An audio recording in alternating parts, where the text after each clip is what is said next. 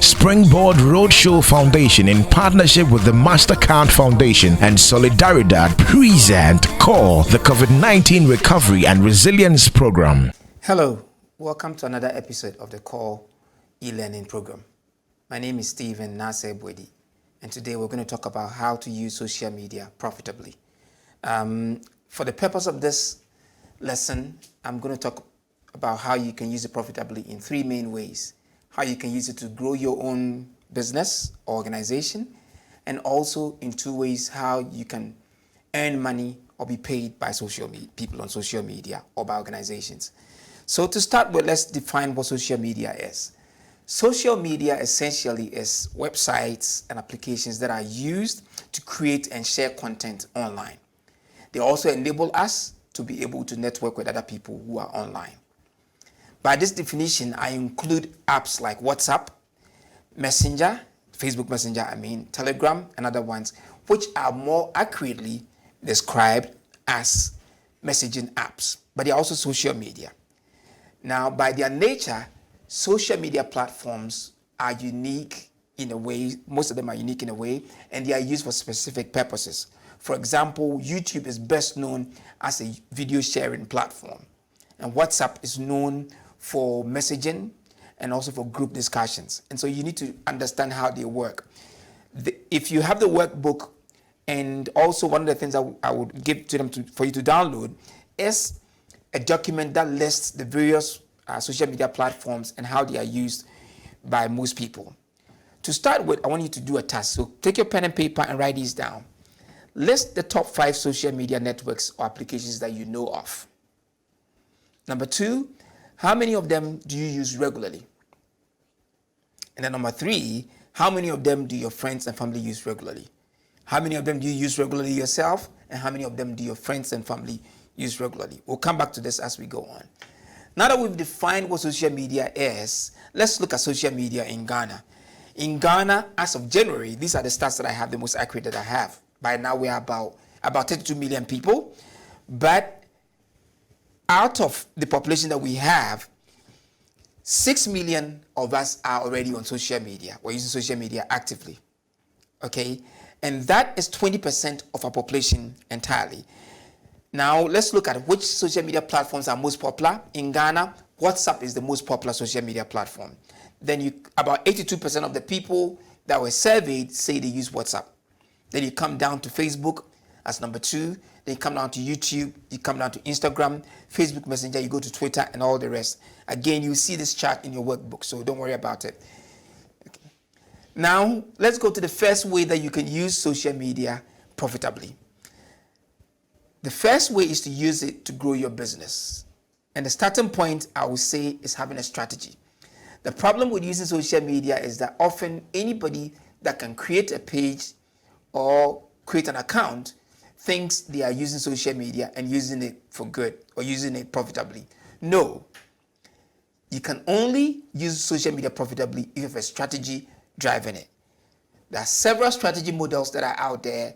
If any of you want to, you can Google. There's one called SourceTag, for example, which is very, very good.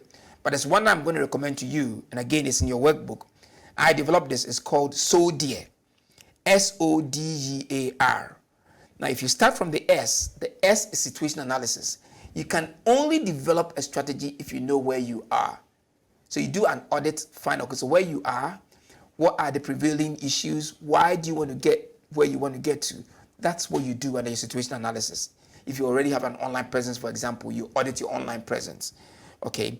Then you go on to your objectives. What do you want to achieve? Maybe you have a business. You are a baker. You want to start baking for people's weddings and all those things, or you want to start increasing your sales or your bookings by, let's say, 20% or whatever. Those are your objectives, and you're going to set those objectives and expect to use social media to grow those objectives. Okay. Then you go on to the next one, which is the D. The D, I say, is the role of digital. What role is social media going to play in achieving those objectives? When you set your objectives, you set some KPIs, some smart KPIs. Okay, so what role is digital going to play in achieving those? That's important. You need to identify that. Is it going to be what you use for awareness? Is it going to be what you use for example, to recruit new customers, to all those things, you need to identify them. Then the next one is the E, ecosystem. Which social media platforms are you going to be active on? And how are those social media platforms going to be integrated with offline platforms like even posters, stickers, radio, TV, and all the rest? You go on to the A. The A I call the actions, the various actions you're going to take. So for example, on Facebook, you decide that maybe you post twice a week, you give discounts, all those things, all the promotions. These are actions that you take. And then finally, in your strategy, you should have a plan for reporting and optimization. There's something I often say. The only way you can be successful in doing anything, and more so when it's anything to do with digital, is to monitor, measure, and optimize your performance. So the last part is you have a plan to monitor, measure, and optimize your performance. If you can go through this, you have a strategy that would help you to be able to use social media profitably. Once you've done this, the next thing you want to do is have a content strategy. Now, it's your content that gets people to know you, get to know what you are promoting, what your brand is, what you are selling, whatever you're doing. It's your content that gets them to know it. You've often heard this, that content is king. I say conversation is everything. Because there's no point in having content if it doesn't lead to conversation, if it doesn't generate inquiry, it doesn't lead to business. Okay, so your content should be able to do that. Your content should also be useful so that when people see it, they say, this is of value. Okay, it should be relevant. It should be disruptive. And let me explain that one. Often, most of us browse on our phone, and when we're browsing, we're scrolling top to bottom. Disruptive means when you get to that picture or you get to that text, you pause, you take a look at it, and you zoom in. It disrupts your flow. You're going top to bottom, but this time it stops you from going top to bottom, and you zoom in to look at that. Okay? It should be shareable, meaning we have a sharing culture. If I see it and I like it, I should be able to share it with my friend. Should be able to share it with my colleague. That's the way you grow your base. And it should also be entertaining. Okay, so when people look at it, it should excite them. It's something that they should warm to, they should love it. Okay. The other thing I want to say is that content marketing doesn't mean selling. So you shouldn't always be saying come and buy, come and buy, come and buy. The selling comes after that. So your content should be something that is useful, relevant, disruptive, shareable, and entertaining. And it should be packaged in the right formats. So for example, what we are doing, it's a video. It could have been done as a book, a textbook to go and read it. But we've packaged it as a video so you can easily watch it and be able to digest it. In the same way, whatever you're saying, it should be packaged in a format that is suitable. That's why sometimes you do videos, sometimes you do infographics or whatever you do. And it should be published on the right channels. For example, Twitter is great, but Twitter is not best known for videos. So if you have videos you want to share, if video is the content you want to use to grow your business, you are best being on Facebook, Instagram, YouTube. Those are the places people go to watch these videos, okay? This other point I want to make is that you don't just go online and talk about anything. There's something we call content pillars. And again, you see this. Content pillars help you to be able to have it structured. So when you're speaking, you know, today I'm going to post about this, tomorrow I'll post about that. Have a schedule, have a plan, so that you can also go back and then be able to review what you've done. You start from the top. If your objective, like we said in the strategy, is to grow your base, grow the number of people that you have, and also build brand equity, build brand awareness or whatever, that's the top. Those are your objectives. So when you come down in communication, you want to drive awareness of the products and services. When people mention your name, if they mention Nasei Bakery, they should know that Nasei Bakery bakes banana bread, bakes gingerbread. They should know your product range, okay? And that your core products are top of mind of the people. And then also it should increase the trust that people have in your business. It's very, very important. Once you've got these, when it comes to things that you post every day, you talk about your products and services, you talk about promotions that you have in campaigns, you also talk about peer-to-peer things. So for example, when people are sharing things, sharing content, you bake for somebody, they come back and they love it, you want to be able to repost that. You are sharing content. There's more peer-to-peer engagement there. And then also offer expert tips. For example, how to keep your cake without it going bad, how to do this, all those things will give even people basic tips on things. These 4 pillars will help you to be able to have relevant content to post every day. And not wake up in the morning and think, what should I post today? Which is what most of us do. Have content pillars to guide you on what you are posting every day. And these should be posted on various platforms in the right format and in the right sizes. Okay. The next thing you want to do to be able to use social media profitably to grow your business is to promote your page and your post. There's something we often say: social media is pay to play. It means it's not free. So set aside a budget that you would use to promote whatever you're doing. There's a scheme Facebook calls $1 a day, for example, for a small business that works for you. Okay. And then have specific objectives for everything that you're promoting. Is it for awareness? Is it for engagement? Is it for page likes? Is it for traffic to your website? Is it for video views? Or is it for leads? These are all various objectives that you would set. For Facebook, I would say that one of the things, and let me say this and stress it, one of the things you always see on Facebook is the boost button. Never hit that boost button. If you hit that boost button, all you get is likes and a few comments.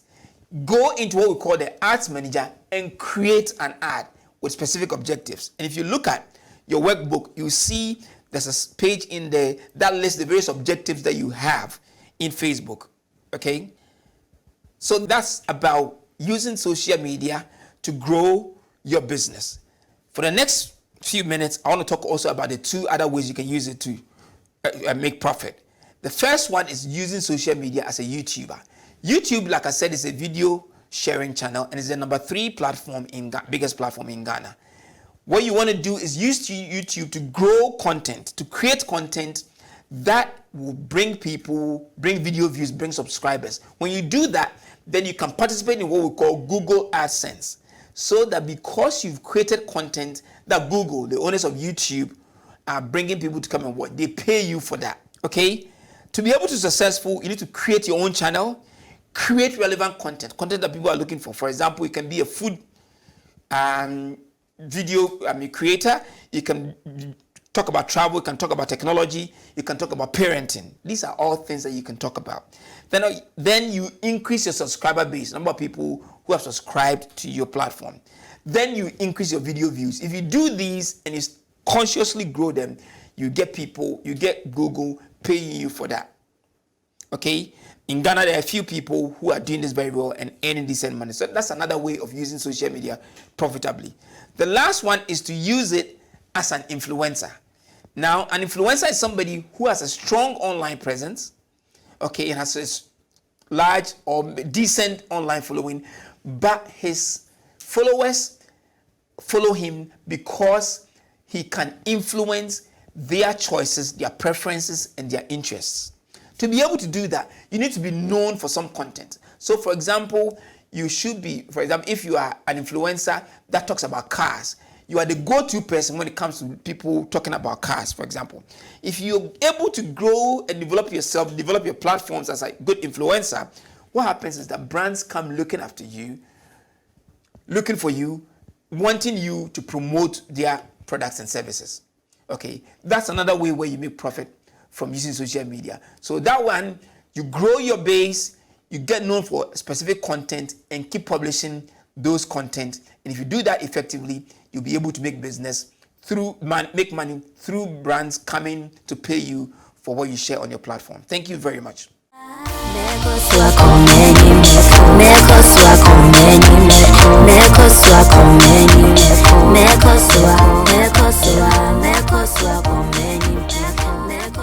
A presentation of CoRe, the COVID-19 Recovery and Resilience Program. Back to the basics. I brought one up, but we're down.